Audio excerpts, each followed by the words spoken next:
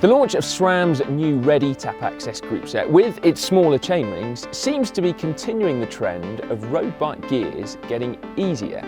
And you may be wondering why. I wonder why road bike gears are getting smaller. Well, in this video we are going to explain and also show you why in this case smaller chainrings don't actually mean smaller gears. And finally we'll be working with SRAM to talk you through their thinking behind it.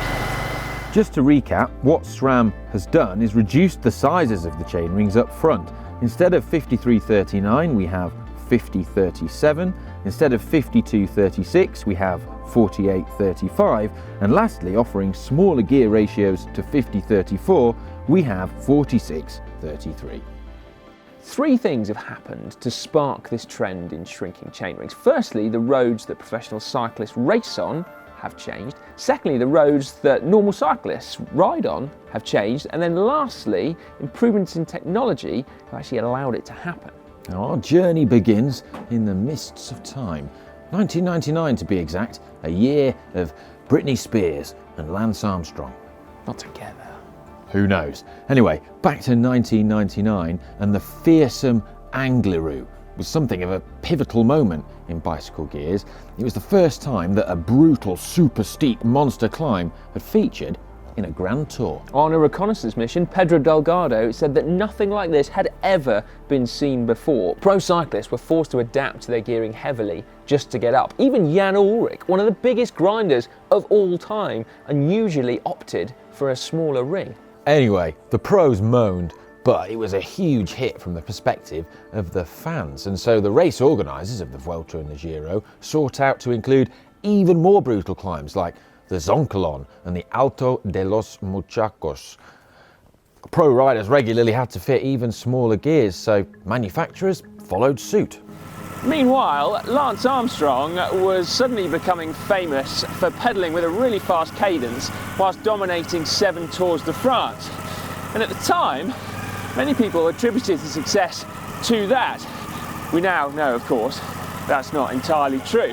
But there was a positive knock-on effect for the rest of us, which is that while pedalling a fast cadence is not efficient, pedalling at your optimal cadence and having the gears to allow you to do that suddenly became cool. Hardened roadies started to use easier gears.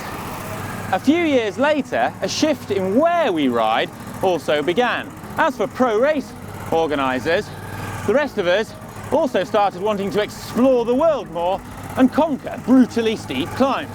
Take, for example, Oman, where we're riding now. It hasn't traditionally been thought of as a road cycling destination, and that's partly because many of the beautiful climbs here are just so brutally steep in places.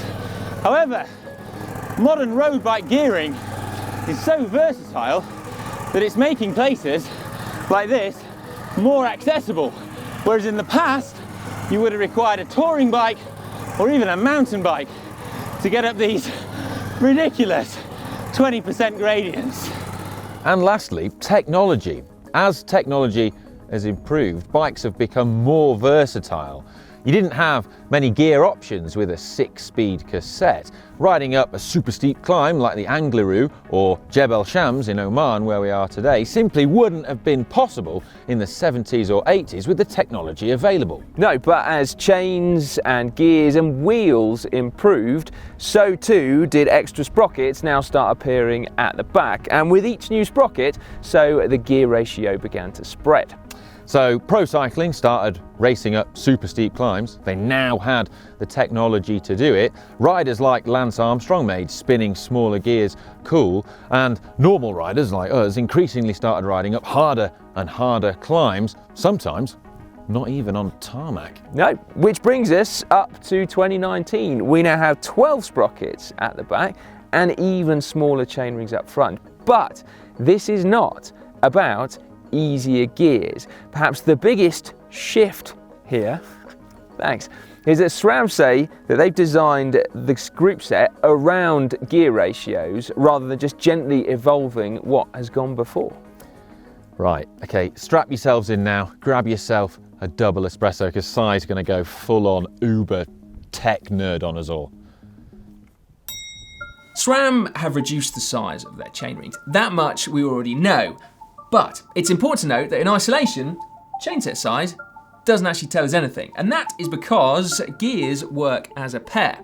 So at that point, we need to talk about SRAM's new 12-speed cassette, which has a 10-tooth. Now, traditionally, road bike cassettes have only ever really gone down to an 11-tooth sprocket. So actually, although the chainrings are smaller, the top gear is larger. And that's because that 1 tooth difference at the back has a greater effect on your gear ratio than adding 4 extra teeth to your big chainring. For example, if you were to use 50-10, that has a gear ratio of 5:1, meaning that for every turn of your cranks, your back wheel will spin 5 times. If, however, you're using a traditional racer's top gear of 53-11, that's got a ratio of 4.82:1, meaning that for every turn of the cranks, you would travel an extra 37 centimeters when using 50-10. Now that might not sound like very much, but if you're spinning at 100 RPM, that's 37 meters per minute. 2.2k an hour faster. The effect of that 10-tooth is so pronounced that even on this bike where I've got a 48-10, I've got virtually the same gear ratio as the racer's choice of 53-11. Now, in practical terms, that means I'm currently doing 60k an hour and pedaling at just 100 RPM. Of course, you don't get something for nothing with gear ratios. If you want to go faster, you are going to need to put more power output. But it does go to show that if you've got the legs, or in this case the descent, you do have the gears to allow you to pedal. At the other end of the spectrum, my 35-28 gear is allowing me to inch my way up this killer section about 20% on Jebel Shams. With some nerdery and practical demonstrations, we can see that smaller gears doesn't necessarily mean smaller ratios. And by redesigning the Freehub body, it's allowed SRAM to fit this super small 10-tooth sprocket at the back, but also make the most of 12 gears by minimizing the jumps between the individual sprockets. But that doesn't explain SRAM's thinking behind it. No, so apparently it's not just about higher top gears and lower bottom gears. By moving the range of the gears to the cassette, it's allowed them to reduce the gap between the chainring sizes up front, which they say improves front shifting. So instead of a 16-tooth gap on a traditional compact chain set, across all 3 of the new chainring size options, you've got just a 13-tooth gap, which SRAM say allow them to tweak the design of the front derailleur, and also that smaller gap means the chain doesn't have to climb as far anyway. So both things, they say, improve that front shifting. By having most of the range at the back and pairing it with a smaller chainring, either 3, 4 or 5 tooth smaller, it means that riders can use the front derailleur less anyway. Because although you have the small 10-tooth sprocket giving a higher top gear, when you pair the smaller chainrings with the rest of the cassette, it means you actually have easier gears in the big ring. Why does that matter though, particularly if you've got super smooth shifting? And it's a good question. I think for most of us, we tend to try and avoid using the front derailleur as much as possible. It always feels quite a significant event, disrupting your cadence, potentially losing a bit of momentum. And so being able to do that less would be something of an advantage, particularly in a situation like this one, where I'm riding along a flat road, I'm getting towards a little ramp, and instead of having to shift, I can simply leave it in the big chainring and avoid that potential loss of momentum at the bottom. SRAM will have to convince us cyclists of 2 things. Firstly, the minority of people that still believe that big chainrings are cooler. Yeah, there is a certain amount of snobbery in certain cycling circles, even gear snobbery, would you believe. To ride a traditional 53-39 chain set with a close ratio 11-23 cassette is viewed by some as a badge of honour, showing just how strong and powerful you are, that you are able to turn those gears. Yeah, and on the flip side, if you ride smaller gears, such as a compact chain set, there can be the perception that that's because you're a weaker cyclist or perhaps less experienced.